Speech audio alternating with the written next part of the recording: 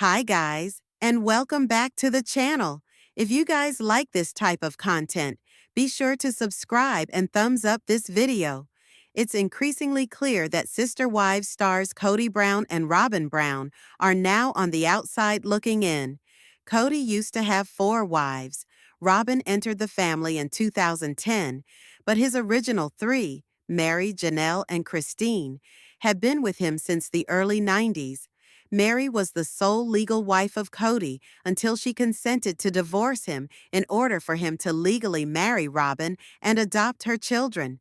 That choice, however, changed the dynamic of the family. Kody became more and more devoted to Robyn, frequently referring to her as his soulmate, and his favoritism started to distance the other wives. Christine left Kody in 2021. Janelle did the same in 2022, and Meri in 2023. Kody's response to the COVID-19 pandemic did nothing but further the fractures. The glue that held the Brown family together began to crumble. They had bought a house called Coyote Pass in 2018 for $820,000 as a still united family. But after the split, Kody and Robyn remained there until late 2024 and eventually sold it for $1.5 million in April 2025. This move added fuel to the fire, as Janelle and Meri felt Kody had betrayed them. The way things played out only confirmed what many of us have been thinking. Kody and Robyn are no longer part of the core Brown family. Kody appears farther away than ever. He spends almost all of his time with Robyn and their 5 children, hardly caring about calling back his other children or ex-wives. He's constantly made it known that he feels wronged by them. Yet instead of being accountable, he responds with sarcasm and defensive comments. Perhaps the most revealing statement he's ever made was, "It's your fault if I don't love you." That tells a lot. His refusal to defend his love for Robyn, regardless of how it affects others, is a warning sign. It's obvious he has trouble being responsible for his own actions. His actions have been uncomfortable for others to be around, and that's a huge reason why his original family desires space. They view him more as a villain than a father figure at this point. What actually did surprise fans, however, was Kody and Robyn's response to Garrison Brown's death. Garrison, the child of Janelle and Kody, took his own life in March of 2024. He and Kody were estranged at the time. Garrison had made his dislike of his father very public prior to his death. Following his cremation, Garrison's remains would be buried with his grandmother in Wyoming. Kody, Robyn, and 4 of their 5 kids went to Kody, Wyoming prior to the burial. But en route to the funeral, numerous fans were shocked by their actions. Rather than a mournful, respectful passage, it appeared more like a holiday. Robyn actually stated, "We had a great day seeing the sights," and it was profoundly inappropriate to many viewers. Worse still, Garrison's ashes were not even brought out on the trip, fueling rumors that he was left in the car or not treated with respect. As one Reddit user put it, the trip was a fucking vacation rather than a funeral, and I couldn't agree more.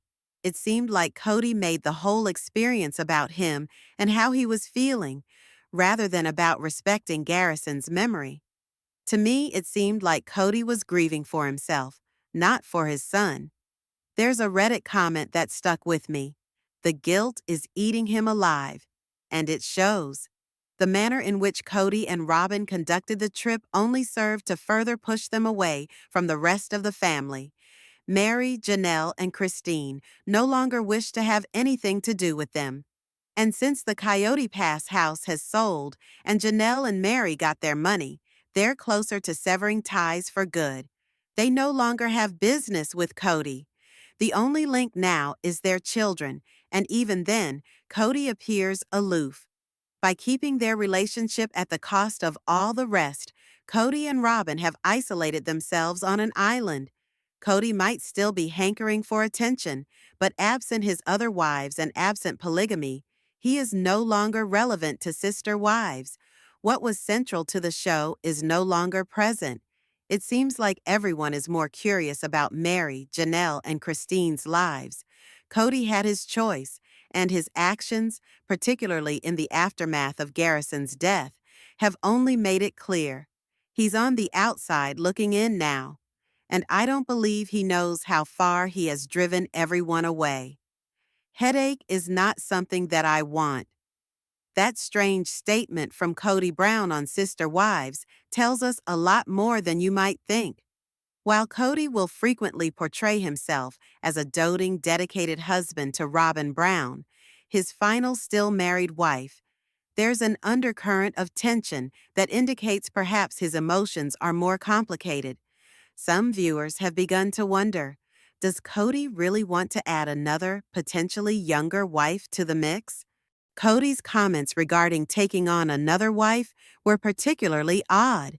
He didn't comment that he wouldn't seek out another because he was complete with Robyn or couldn't possibly see himself with anyone else. Rather, he mentioned that he didn't desire the headache, the questioning, the trust issues, the issues. That is a long way from an individual being deeply in love. His reluctance wasn't based on passion, but based on exhaustion. So, what's really going on here? Maybe Kody isn't as into monogamy as he tries to appear. Maybe he's afraid to rock the boat with Robyn, knowing she expects a perfect fairy tale romance. After all, Robyn does love her fantasy life. She reportedly spent $75,000 on American Girl dolls and custom clothes for them. Perhaps Kody feels pressured to play the role of the charming prince she's imagined for herself. This could be the reason behind the over-the-top gestures, the coordinated David Yurman rings, the $2.1 million home they purchased together, and the excessive on-camera romantic talk he dispenses. Kody may be attempting to be too much the man Robyn desires, even if that is not really who he truly is. Or perhaps he is her perfect man, but he's certainly not the prince he appears to be. Humans are complicated. Maybe Kody is acting instead of actually living. Robyn herself has confessed that Kody is a difficult person to live with, even going so far as to accuse him of ruining their relationship. That's not really perfect harmony. It's been clear for some time now that these two, once key figures in a sprawling plural family, are now outsiders. They were the heart and soul of the Brown family. Now they're disconnected, estranged from the people they used to live so closely with. To see how we arrived at this place, we must look back. Kody dipped his toes into plural marriage years ago, starting with 3 women who were there for him through the good times and bad. They created a big public family and were the pillars of what Sister Wives was founded on. Next came the 2000s and Robyn, who brought fresh vitality and fresh complications to an already complicated dynamic. Meri was then Kody's sole legal wife. She relinquished her status to allow Kody to marry Robyn legally and adopt her kids. It was meant to bring them closer together. It was instead the beginning of a shift that transformed everything. Kody grew closer to Robyn on a deeper and more intimate level than he did with the others. He preferred her, not only emotionally, but in almost all his decision-making. And when the COVID-19 pandemic broke out, his decisions, many of which were about Robyn, triggered frustration and conflict. His preference was no longer possible to overlook. Ultimately, the initial 3 wives, Meri, Janelle, and Christine, felt displaced. One after another, each made the difficult choice to depart. The once solid family was broken. Now, in the 2000s and 20s, Kody and Robyn are in a decidedly different position. The large family is no more. The public is paying attention, but not with admiration, rather with increasingly skeptical eye. And Kody, despite all the boasts of fidelity, doesn't appear as happy or as contented as he'd have everyone think. Soon after the departure of the first wife, the rest followed in quick succession. By the penultimate year of the decade, Kody and his preferred wife Robyn were still residing on the family homestead. property the Browns had acquired when they were once a harmonious home. The residence was situated in an area named after a shared wild creature, and when they purchased it during the late 2000s and 10s, it was considered an investment for years to come, replete with potential.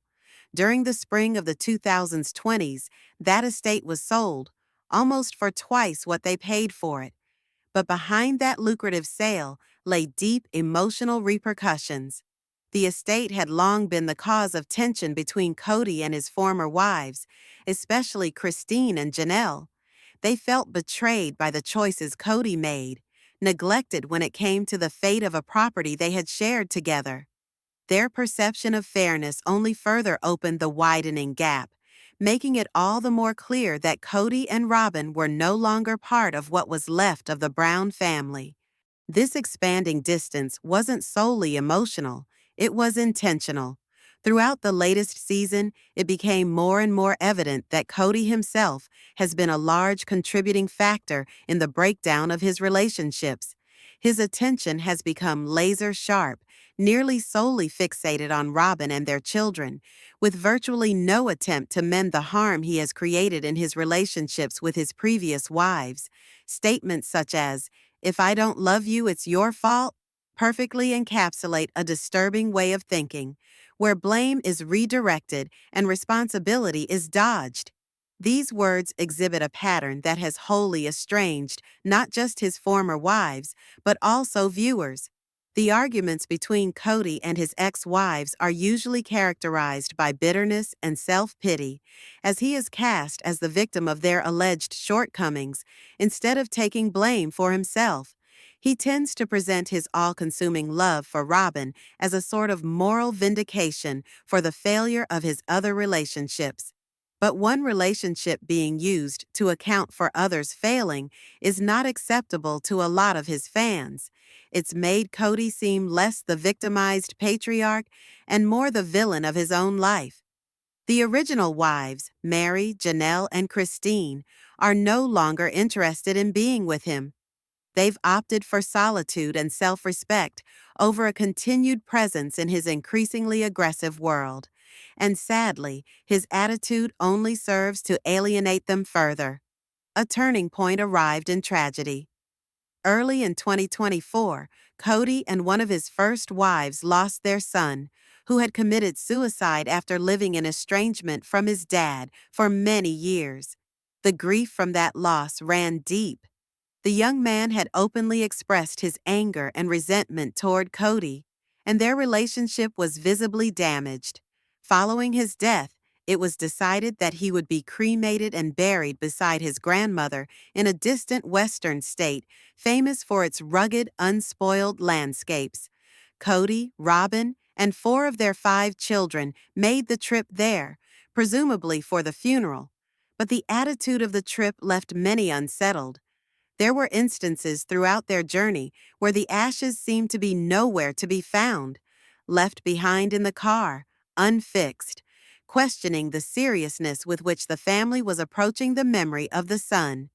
And though it was supposed to be a dignified goodbye, their attitude at times seemed almost that of a vacation. Flippant tours and relaxed excursions did not sit right, as if the weight of the occasion hadn't quite sunk in.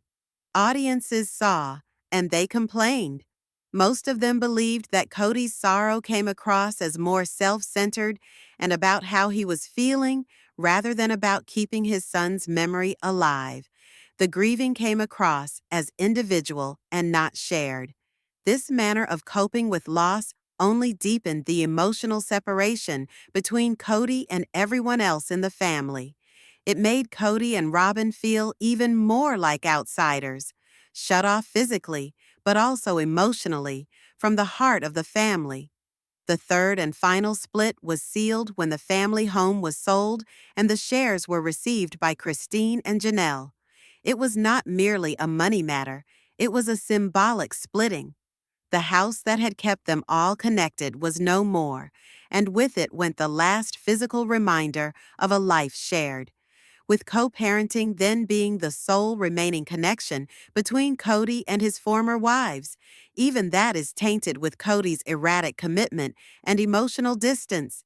He and Robyn have successfully opted for solitude, keeping their marriage intact at the expense of all else. It's a voluntary exile, and one that greatly demonstrates the consequences of prioritizing personal desire over harmony in the collective. As Sister Wives continues to film the broken family's growth, Kody is fighting to maintain his position in the limelight. His initial claim to fame, a big, unusual family united by plural marriage, is lost. With but one wife remaining, he's no longer the man that originally engaged the viewers. Rather, the tales of his former wives, each forging new trails, becoming independent, and remaking their lives, have captured the public imagination. Kody's increasingly contentious behavior, his favoritism, his inability to take responsibility, and his aggressive responses have made him less of a leader and more of a cautionary example.